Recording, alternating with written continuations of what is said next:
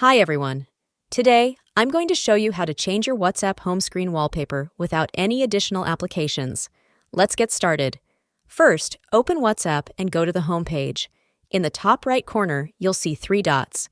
Tap on them to open a menu. From the menu, select Settings at the bottom of the list. Now, in the Settings menu, click on Chats. Next, find the Wallpaper option and tap on it. You'll be presented with several choices: No Wallpaper, Gallery, and Solid Color. Let's start with Solid Color. You can choose a solid color from the available options. Pick your favorite color and set it as your home screen background. If you'd rather use a photo, go back and select Gallery.